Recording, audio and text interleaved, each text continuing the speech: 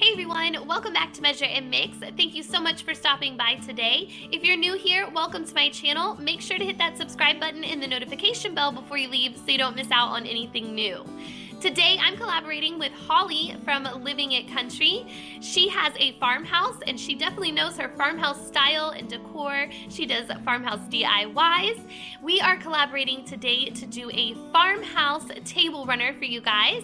I know what she has in store and I cannot wait to see the finished product. I know you guys will love it. Her channel and her video is linked down below in my description box, so make sure you head on over there and check it out after you are done here.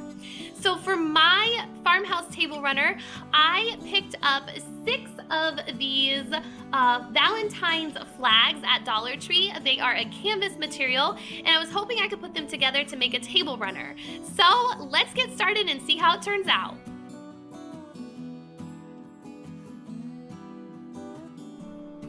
Okay, so like I said, I'm going to use 6 of these flags from Dollar Tree, and I'm just going to remove the pole on each one of them at the top of the flags. They're really easy to remove. The little knob on each end pulls off, and then you just slide them out of the pocket.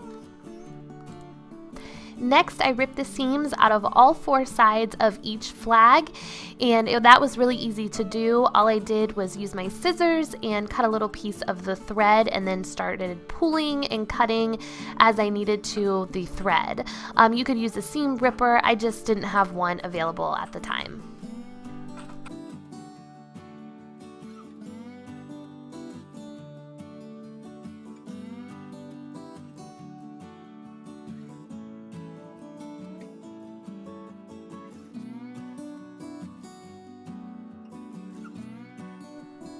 Now I'm going to start out with 2 of the flags, and I'm just going to iron them so that way all the creases are out of them where the hems used to be. Now I'm just going to take some of this hem tape, which is just fusible iron-on tape, and I'm going to apply it to one side of the front of a flag and then put the other side over it and fuse it together with the iron. Then I'm going to take those 2 pieces that I fused together and I'm going to cut the triangle off on the one side and then take another flag and fuse it together with those 2 pieces that I already did. Then I'm just going to keep repeating this process until I run out of flags. I did end up getting out my little cutting board here and my little cutter. I don't know what that tool is called. I've actually used it once, and besides this project, and I'm just going to cut with that to hopefully make sure that my flags are even on the one side where I'm cutting.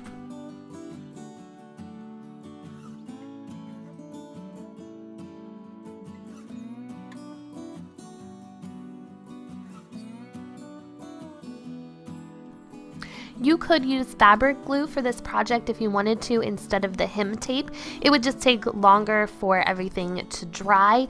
That's why I opted to use the hem tape instead. Also, I had it already available and didn't have to go out and purchase it, so it made it a lot easier. Now that everything is fused together, I am just going to go along the edges and just clean up the sides and trim it. I'm going to leave my sides with a little fringe because I like that look. But you could go back and use that hem tape and hem the sides if you wanted to give it more of a cleaner look. Alright, so the back of my runner is actually going to be the front of my runner, so that way I don't see the design on the front. And what I'm going to do is I am going to paint a grain sack design onto this runner. I'm going to take some painter's tape and tape off a section here in the middle, and then I'm going to paint in between that section with some Waverly chalk paint in the color Elephant. It took about 2 coats and a little bit of touch up to get this all covered.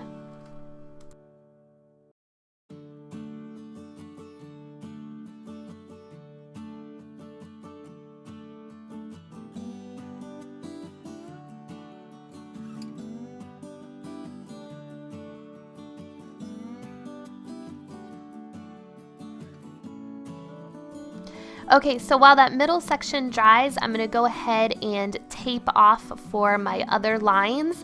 and I'm going to do 2 more lines on each side of the thick line.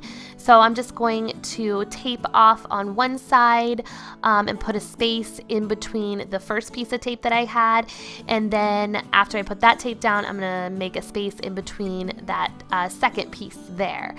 So I'll have 3 pieces of tape on each side. Now you could space out your lines and measure them, but I just eyeballed it. But if you wanted to make it more even and more perfect, you could definitely measure them out. Now I'm just going to do the same thing that I did to the middle line, and I'm just going to paint in between the tape with the same color chalk paint.